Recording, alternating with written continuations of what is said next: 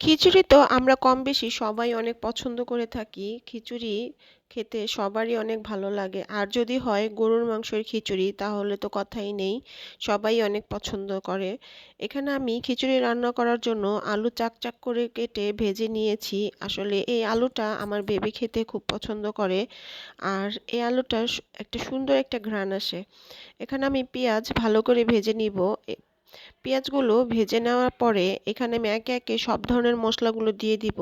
আমি লবণ, আদা রসুন বাটা, মরিচের গুঁড়া, হলুদের গুঁড়া, গরম মশলা গুঁড়ো, ধনিয়া গুঁড়ো, জিরা গুঁড়ো একসাথে সুন্দর করে দিয়ে তারপর এটাকে ভালো করে কষিয়ে নিব।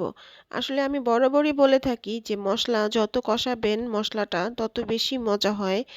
আর খাবারটা খুব টেস্ট হয়।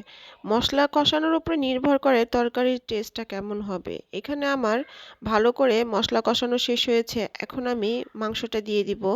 এই মাংসটা সুন্দর করে নেড়েচেড়ে ঢাকনা দিয়ে ঢেকে দিব সিদ্ধ হওয়া পর্যন্ত।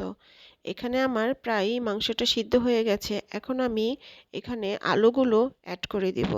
আলুটা দিয়ে সুন্দর করে আবার কষিয়ে নিব।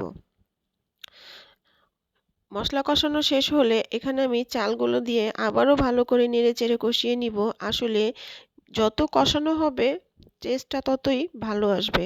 এখানে আমি পানি এড করে দিলাম সিদ্ধ হওয়ার জন্য। এখানে আমার খিচুড়িটা কিন্তু বেশি অংশই হয়ে গেছে।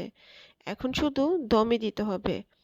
খিচুড়ির কালারটা কিন্তু খুব সুন্দর আসছে। এখানে খিচুড়ি মশলার উপরে নির্ভর করে কালারটা কেমন আসবে আর টেস্টটা কেমন হবে।